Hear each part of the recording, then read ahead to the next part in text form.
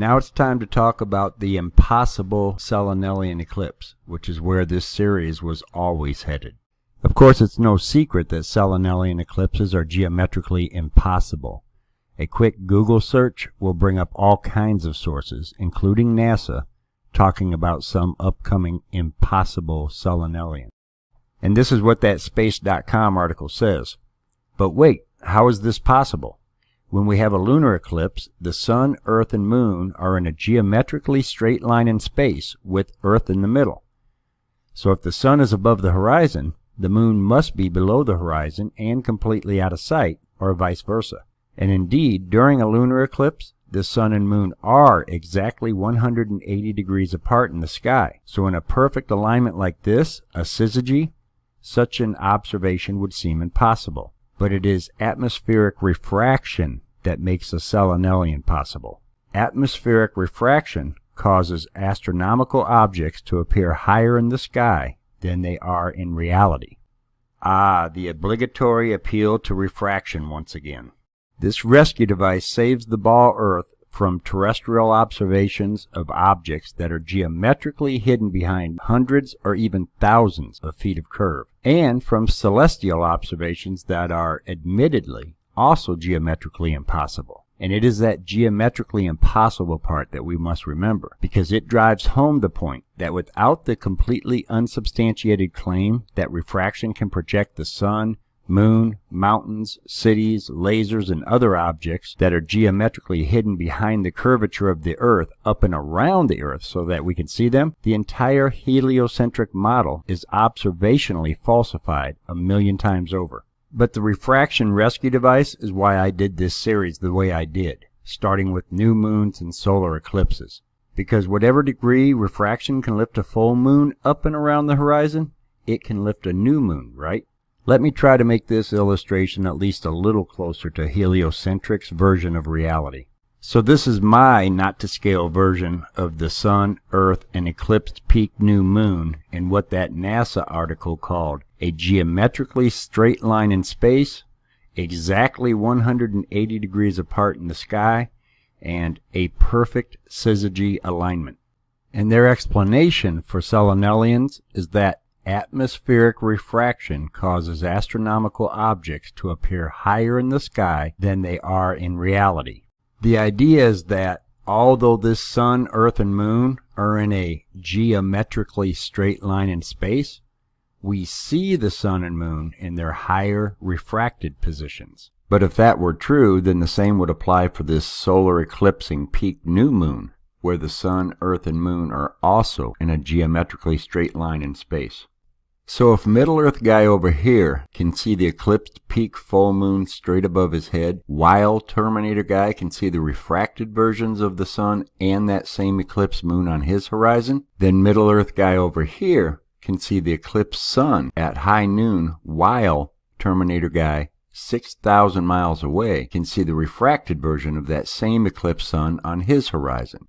But our resident globe proponents have assured us that it would be a minimum of 54 minutes after peak new before Terminator guy could see the eclipsed sunset. And based on the actual solar eclipse observations I've shown in previous videos, it seems to be closer to a 2-hour time difference in many cases.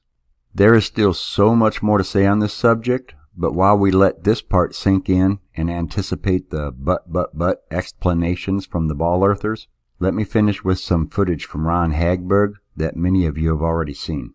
Ron shot this footage from Chipley, Florida on January 31st, 2018. On that day in Chipley, the moon set at 6:34 and the sun rose at 6:34. So both sun and eclipsed moon were on, or at the very least at, the horizon at the same time.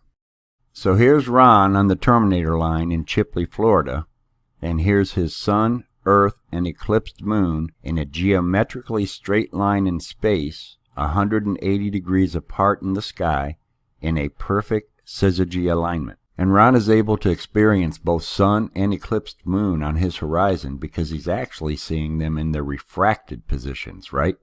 So I guess we can just forget about that 54-minute minimum that the globe Earth mathematicians told us about, even though their minimum was supposed to be including dip angle and refraction. But did you notice that Ron's moon wasn't fully eclipsed? It was in the process of eclipsing, from the top down no less, at the time it set in Chipley. So let's add in the Earth's umbra, which is said to be 2.6 moon diameters wide at the point the moon crosses it, and see how that works in this view. As it turns out, Ron's moon set at 6:34 in Chipley, 52 minutes before peak full moon, which wasn't until 7:26 a.m. Ron's time.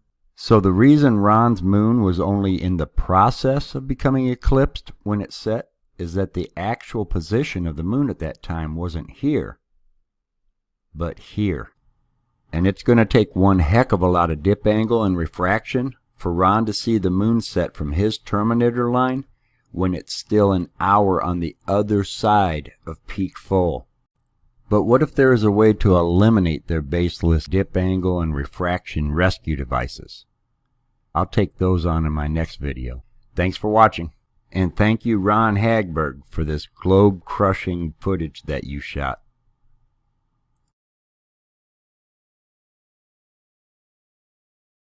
This is just a quick and very important clarification on this part of my last video. As it turns out, Ron's moon set at 6:34 in Chipley, 52 minutes before peak full moon, which wasn't until 7:26 a.m. Ron's time. So the reason Ron's moon was only in the process of becoming eclipsed when it set is that the actual position of the moon at that time wasn't here, but here. And it's going to take one heck of a lot of dip angle and refraction for Ron to see the moon set from his terminator line when it's still an hour on the other side of peak full. That last part was just me being facetious. Let me make it very clear that globe Earth proponents have no choice but to appeal to the absolutely baseless idea that refraction can raise the sun and moon higher in the sky than their actual positions, just to explain us seeing both sun and peak full moon on the horizon. Ron's footage shows a moon that is an entire diameter on the other side of the peak full position. There is no amount of refraction or other hand waving that will save the globe model from Ron's observation. Ron has single-handedly falsified the globe with his footage.